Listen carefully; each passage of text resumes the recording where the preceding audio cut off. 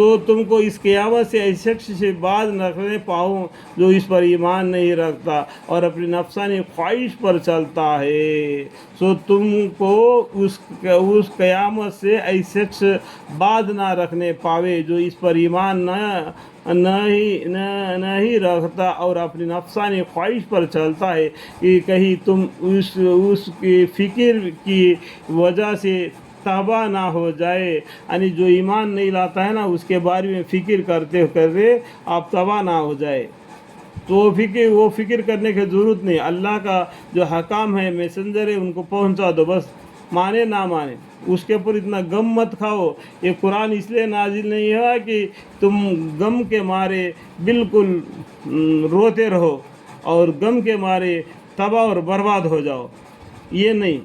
ये सिर्फ आपको एक मैसेंजर के तौर पर एक कुरान नाजिल किया गया है। आप लोगों को सुना दीजिए, माने ना माने फैसला अल्लाह लेगा, आप गम मत खाओ। और ये तुम्हारे रहने दाहिने हाथ में क्या है ऐ मूसा अलैहिस्सलाम? उन्होंने कहा कि ये मेरा लाठी है, मैं कभी उस पर सहारा लगाता हूँ और कभी अपनी बकरियों पर पत्ते झाड़ता हूँ और इसमें मेरे और भी काम निकलते हैं। इरशाद हुआ कि इसको ज़मीन पर डाल दो। सो ऐ मूसा अलैहिस्सलाम, सो उन्होंने उसको डाल दिया। एक है वो खुदा की कुदरत से एक दौड़ता हुआ सानब बन गया, यानी अज़दा बन गया कि इसको पकड़ लो। फिर मूसा अलैहिस्सलाम को बोल दिया कि उस अज़दा को पकड़ लो और डरो नहीं। यहाँ पर 2 नंबर फ़ायदा भी है। हम अभी इसको उसकी पहली हालत पर कर देंगे, यानी जब आपने वो लाठी को फेंक दिया तो अज़दा बन जाएगा, जब उसको पकड़ लिएगा तो वो फिर लाठी बन जाएगा। और बायां हाथ तो दाहिने बगल में लेके बाहर निकालेंगे, चांद के जैसा रोशन हो जाएगा, उसको अस्तबा बोलते हैं। ये 2 मौजज़ा अल्लाह ताला ने उस टाइम पर उनको दिए। उसके बाद में और भी बहुत मौजज़ा दिए फ़िरौन को और उन लोगों को रास्ते में लाने के लिए।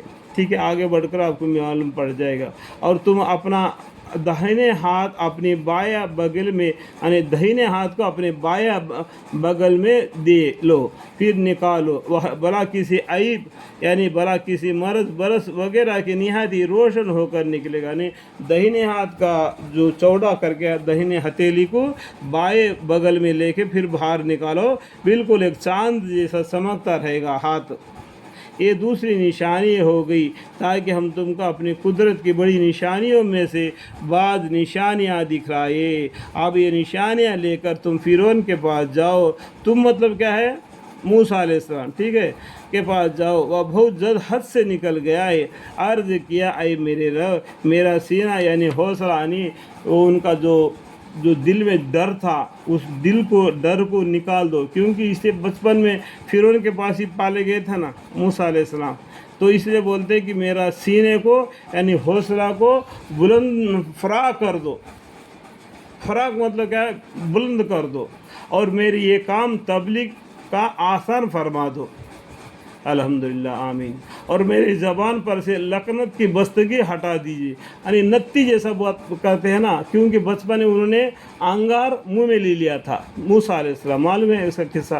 तो उसके वजह से उनका ज़ुबान जल गया था, तो उसके अंदर जो बात सीधा नहीं निकलती थी, तो उसलिए उस बस्तगी को हटा दीजिए, मेरे ज़ुबान को बिल्कुल खुला करके बात सामने वाला समझने लायक कर दिए, ताकि लोग मेरी बात समझ सके।